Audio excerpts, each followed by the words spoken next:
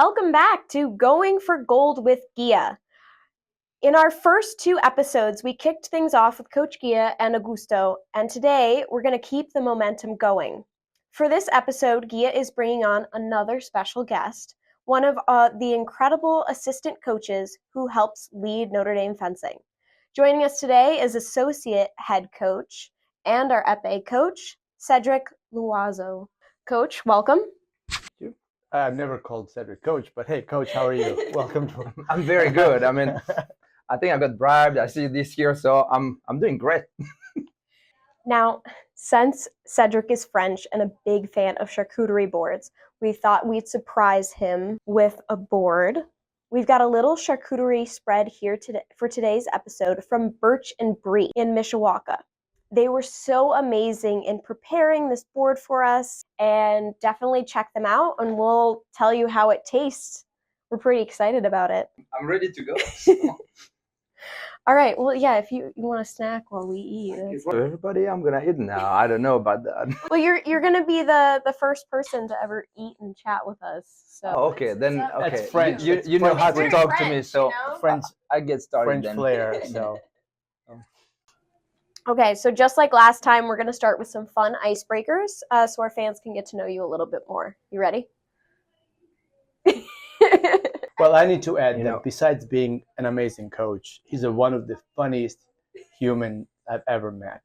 I'm so confused when he's joking or being serious that it's 13 years. I don't know what to say, what to do. But that's just my accent. You don't understand half of my words. Exactly. But great guy. Truly, Notre Dame fencing would not be here without Cedric. So I can go on and on and on about him, but Cedric, what an honor to have you here. Try that. Go ahead. This might have been a mistake. Yeah. What's your go-to charcuterie board items? Because you're very specific about what you like on your board. So I have to is this a good representation? I mean, what would you add? No, okay. Prosciutto is always, you cannot have a board without prosciutto and salami, right? I mean that's great. I mean that's how I would start. Does he get to take it home after this one? Well, we were going to share it with the other coaches. Other coaches. And then you can take whatever's left over. Sharing? Oh, sharing? No. I think they don't have in French that word. Okay. No, we don't know that. No, I think the top two for me is definitely like salami and prosciutto. That's how I would start. And it's always better with some cheese, Some cheese. Now, were you telling me that fruit is not supposed to be on the board, or No, you didn't seem to have any complaints? So.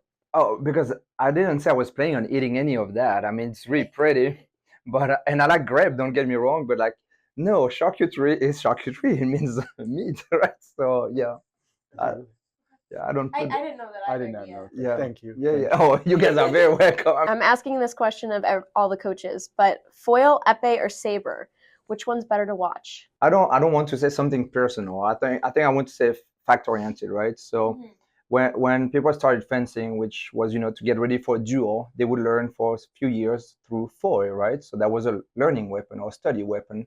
And then when it would come down to get the real game, what rules was that? Was no foil, right? When you get stick in there, it's all about if you're first or whatever. It's no right of way. So I would say, obviously, it's not me saying it. Historically, épée. Well, and since there's really not a lot of rules in épée, I feel like this question's very appropriate. What's the funniest thing you've seen happen on the strip? The funniest thing happening on the strip? Him cracking the jokes. Yeah, no, I mean, I don't know. I guess we had a couple of kids that were, I don't know if what they were doing was funny or if they were funny. I don't know. I mean, when you had kids like Darius Zacharakis, and I don't know why. I mean, I haven't seen him in a while, but someone like Darius Zacharakis could do I don't know. I have one. I don't think I can say it though. So, I mean, it was Nina Sirico, but I don't know how funny it was at the moment. Okay. Well, now that we're done with the icebreakers, we're going to move on to more coaching and fencing talk. So Guy and I are going to switch between questions. So I'm going to start. Cedric, what brought you into coaching and specifically Notre Dame? Oh, okay. That's true. Coaching was I think it was not my main idea right away, but I always wanted, since like I was even middle school, I wanted to be in sports, right? I wanted to teach sport. I just quickly realized that being a teacher in school in France for sport had no interest, at least to me. So I decided to coach because opportunity arose with the club where I was at. So I just started that, and it went very well. I was for 6 months kind of tryout, waiting for a very different career path actually. And the 6 months went by really quick, and the president of the club was like, "Hey, do you want to stay?" I was like, "Ah, sure." So I stayed there. I enjoyed it a lot. Notre Dame was very random.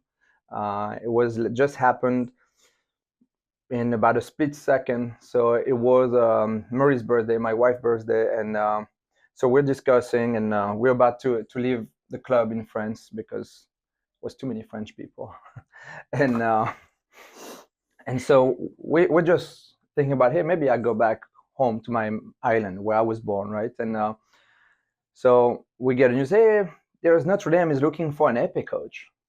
I said, oh. And Maria and I looked at each other for like a split second. I was like, oh, we could try.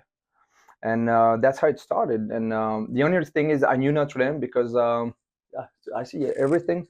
We don't have that 2000 World Championship in South Bend. So I happened to I fenced World Championships here in 2000. So I knew of Notre Dame for only that reason. So I was, oh, I know the place.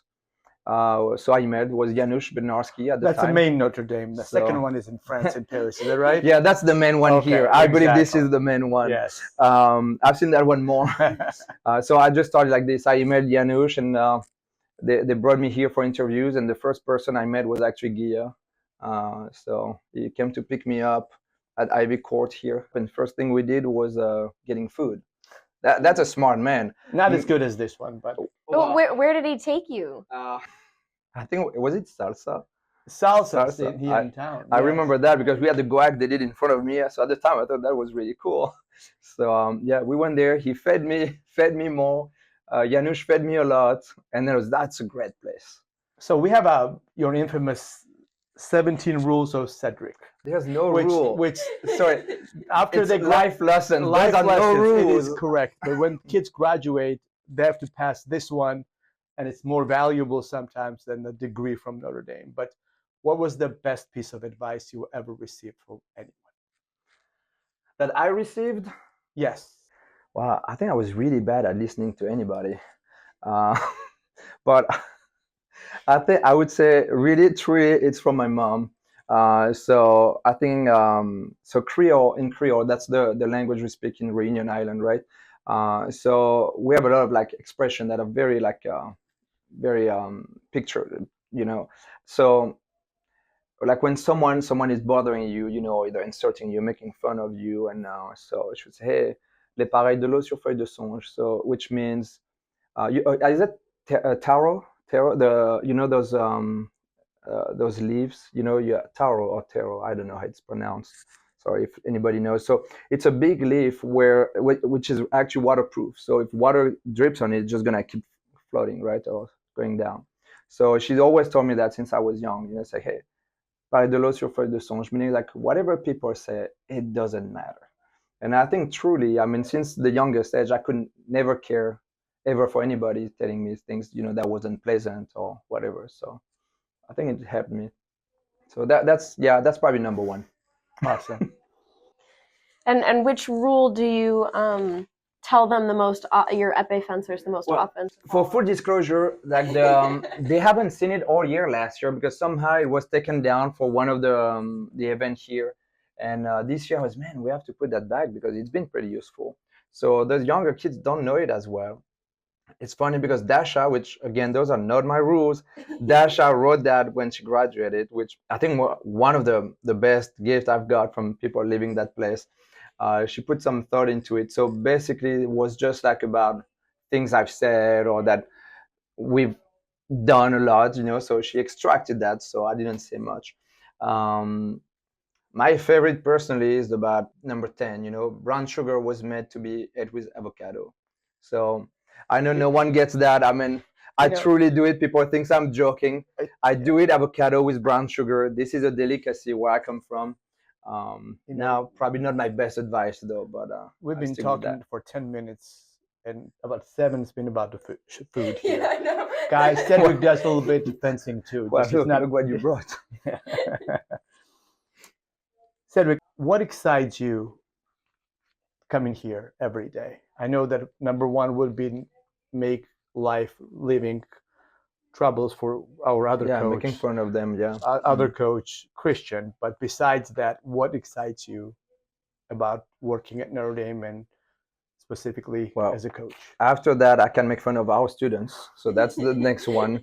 Other than that, I don't know. I mean, I started fencing when I was like 5, and I never ever wanted to stop or wish to stop or anything. And I don't know. I really enjoy giving lessons. I like giving lessons, the connection we get for what we work on, and then when they fence, having again the exchange and solving the problem. Why is it I cannot do this, or why is this not working, or hey, that feels really good. I mean, like last week we worked in action with Kaya, and just the very next thing I see, I turn my head and she got twice in a row on Philip, and she was ecstatic. When kids get like this, there's something, and you understand the fact that you feel, oh, I got better, or I like what I did.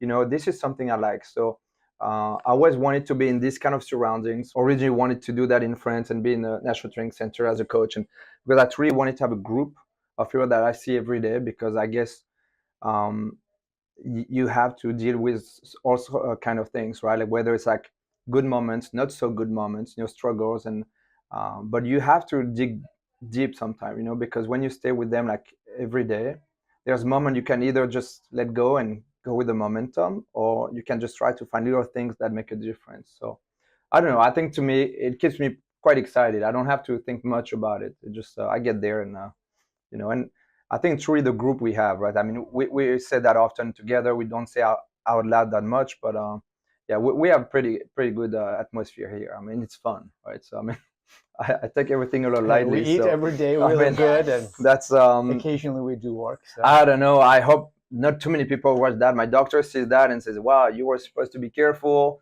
Here's what you're eating at work." I mean, come on.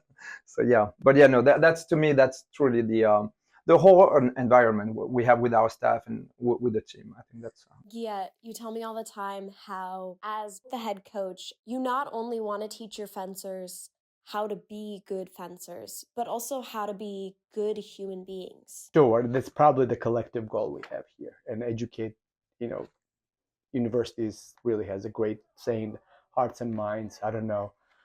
For us, it's, achieving the best they could be here while they're fencing with us, and going through our fencing program. It's a educational institution itself. Really, going through between Christian and Cedric, man, you're gonna be tough for sure. So, I'm the softie here, by the way. Okay. Oh yeah, by far. All right. And Rolando, obviously. Oh, Rolando will be the teddy bear for sure. Yeah. Yes, we'll have him here. He's out of the contest. He's just too nice. So. My last question, because we'd like to close with something light. So let's do this question. Cedric, what's one funny or surprising thing about Gia that the team and our fans should know? Oh, I don't think I have one in mind, but I can't. I really can't. It's funny though, but no. Okay, all right. I'm sorry. I can try to think, but as soon as you say that, one pops in my head, and when I tell you after that, you're gonna be okay. Thank God you didn't say. Okay. But it's nothing bad. It's very funny though. Yeah. No, the second I think about it is not okay either. I don't know. People think that. And again, I insist they are fun facts.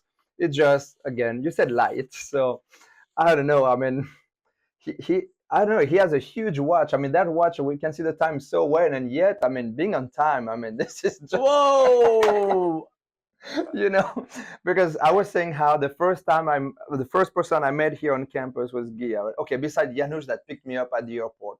Chicago to South Bend with Janusz driving. And I was late for the first time? Oh, yeah. No joke. I was trying to find a good restaurant. He's like, okay, I see you tomorrow at, I think it was 10:30 or 11. I forgot. And then, I'm there, and I'm here like, I started 15 minutes before because, hey, I'm here for interviews, okay? This is pretty serious. It's a big place, so I'm ready. And I said, okay, I know I'm going to wait, but it's okay. And then I waited, I started 15, 20 minutes, okay? And he arrived. Hey, man, how are you doing? I said, good. I said, oh, nothing about being late. Okay. He's like, okay, we're going to go get food. And I said, okay, I cannot be mad at him because, it's forgiven. Yes. It was forgiven right away. So when Gia tells you, I'm 5 minutes away, you know that it's 5 minutes away from leaving wherever he is right now, and you see him in 25.